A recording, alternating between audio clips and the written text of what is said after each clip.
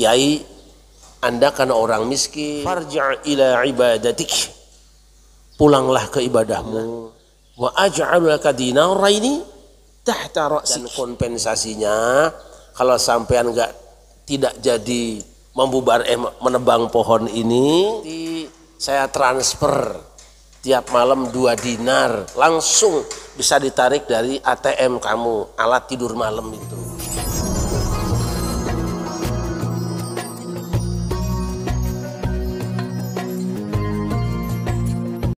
Zakara Hujjatul Islam Abu Hamid Al-Ghazali rahimahullah fil Ihya.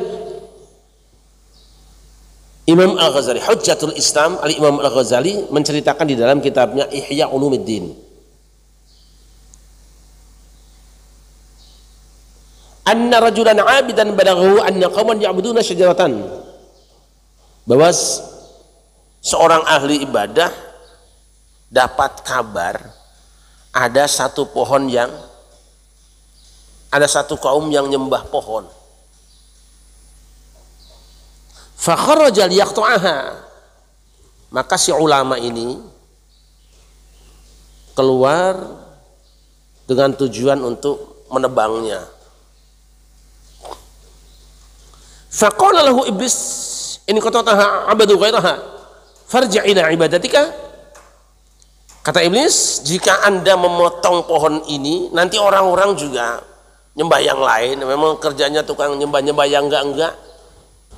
Kaum kalau sudah hobinya gitu-gituan, ya di mana saja, di mana tempat, cari aja sasaran maksiatnya. Farji' ila ibadatik, pulang saja sampean ibadah lagi lah. Apa kata ulama? La budda min qat'iha, tidak boleh, tidak, saya harus potong pohon itu. Faqatalahu fasrahu al-'abid,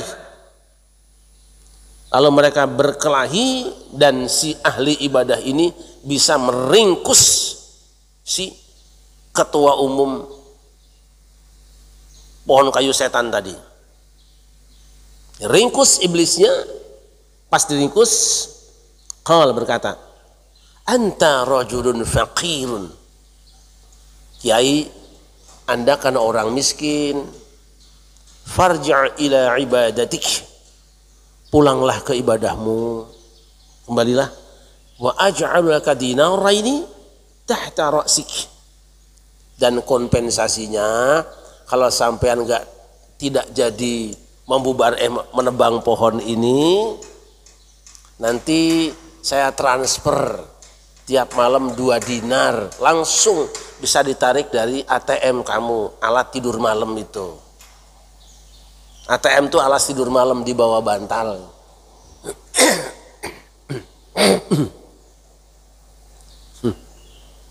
Udah ketangkapnya?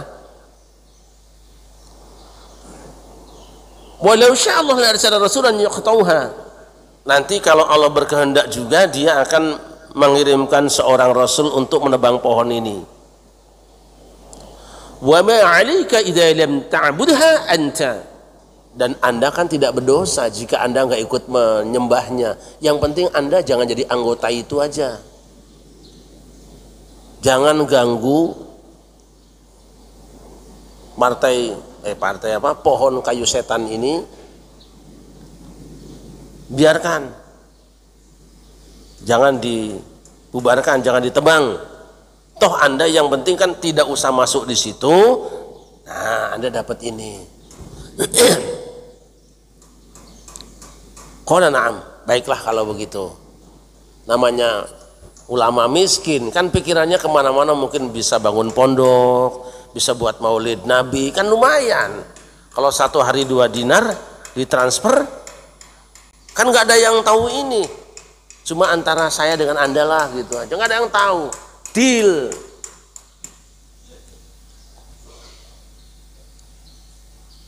Faraja'al fakir, maka si ulama yang fakir ini pulang. Falamma asbaha wajada dinaraini fi thumma fil yawm tsani kadzalik wa fil yawm tsalits lam yajid syai'an. Sampai di rumah dia buka tuh bantalnya, bener ada transferan 2 dinar. Hari kedua pulang pengajian, buka lagi, ada lagi. Hari ketiga tidak ada. Wah, jangkrik iki. Ketua pohon kayu setan itu cuma 2 kali. Mungkin sebetulnya sih 5 tahun, tapi cuma 2 tahun doang dikirimnya. Berangkat lagi bawa kampak lagi. Cegat, kemana ente? Tebang pohon, tidak bisa. Berantem lagi, sekarang giliran kiainya, mubaliknya, diringkus sama ketua umum partai kayu setan tadi, pohon kayu setan tadi. Diringkus, ketika dicekek dia bilang, apa sih sebabnya kemarin gitu? Ini. Kaifa ghalabtuka awwalan thumma ghalabtani thaniyan? Bagaimana bisa terjadi pada perkalian pertama aku bisa mengalahkan kamu, sekarang kamu yang mengalahkan aku? Qal, berkata si iblis, li'anna ghadabaka awwalan kana lillahi ta'ala wa ghadabaka thaniyan kana lidinaraini. Karena kemarahan pertama, semangatmu untuk merobohkan pohon ini yang pertama itu semata-mata karena Allah, sedangkan kemarahan sekarang kampakmu dibawa kamu tebang pohon itu gara-gara tidak ditransfer 2 dinar.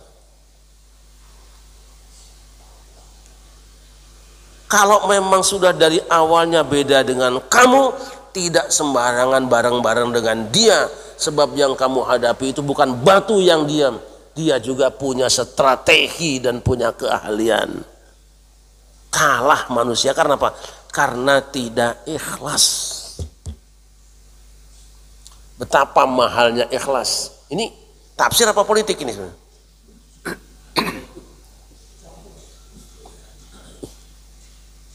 Ini Al-Ghazali menceritakan ini dalam Ihya, nggak main-main.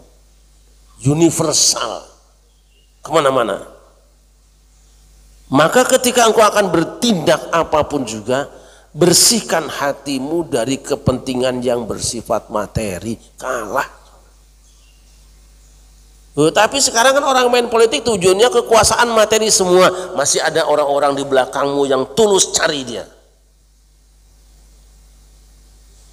Kalau keputusanmu diambil kamu sendiri, sedangkan hatimu penuh dengan materi, nanti kamu menyesal diri. Banyak kejadiannya, banyak kejadian. Malu yang dimuliakan, nah itulah pelajaran kita. Ikhlas, ikhlas, ikhlas. Jangan mengharapkan apa-apa kecuali ridho Allah. Itu yang jadi kekuatan.